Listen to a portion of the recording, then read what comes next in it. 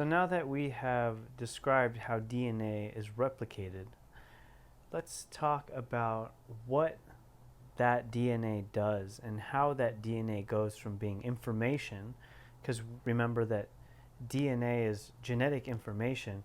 Well, how does it go from information to something physical like a protein or like an enzyme, like a structure?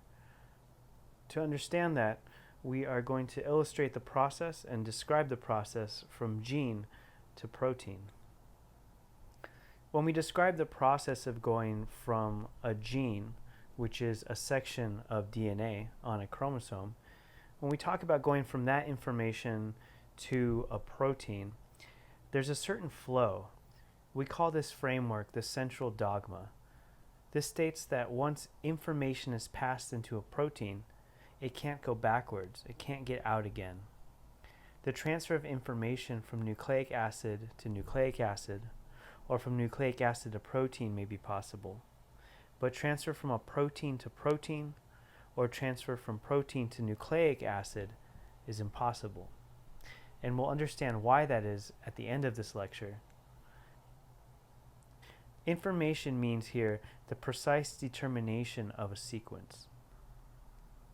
When DNA becomes RNA, it could still go from RNA to DNA, but once that information goes from RNA to protein, the information cannot go backwards. You can't reconstruct the information on RNA or DNA from the different polypeptides and amino acids that you have on a protein.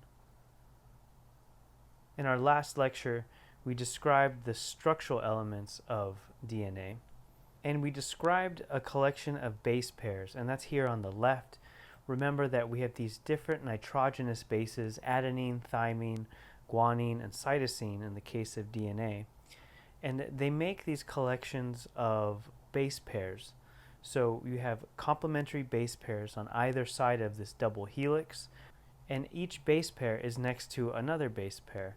So as we go up the ladder, you can see from the bottom we have guanine, and directly up, not across, we have thymine, and then guanine again, and then it looks like we have a cytosine. So there's a certain order as we go up this ladder. There's a certain order of nitrogenous bases, and that order is very important. If we're to unwind and disassociate the two sides of this double helix and just look at one side of this strand of DNA, we might find something like here on the bottom. And this is all the different nitrogenous bases in a row. So we have, in this case, guanine, uracil, this is RNA, so we have uracil, cytosine, adenine, and we have a certain order of different nitrogenous bases here. When we're looking at nitrogenous bases, when we're looking at these base pairs, we look at them in groups of three. So here we're illustrating a triplet. We're illustrating three nitrogenous bases that make a codon, GAG. So it's guanine, adenine, guanine. This is the most basic unit of information that can be translated into an amino acid. So looking at this codon, GAG, just as an example, we can use this codon chart above to figure out which amino acid this is. To do this, first understand that we're looking at three different nitrogenous bases, and we'll divvy those up into nitrogenous base 1, 2, and 3. So the first nitrogenous base is G, guanine.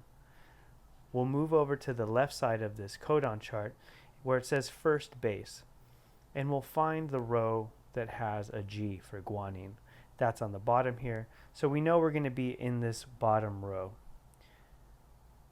Now let's look at the second nitrogenous base. That's adenine. Back on the codon chart, we can see that the second base is divvied up in columns.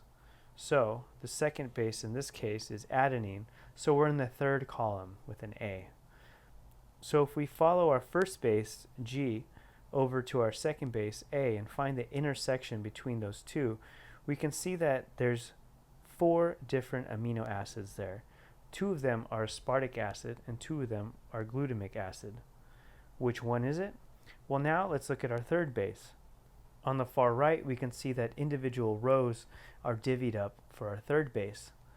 Our third base is G, guanine again, so that's at the bottom.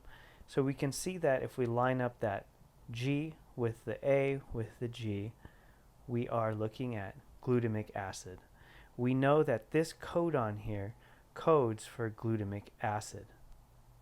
Using this understanding of nitrogenous bases and how they make codons, which are then translated into different amino acids, we can read a string of DNA like this and construct a polymer, a molecule that's made of multiple amino acids. So the first amino acid we looked at is glutamic acid.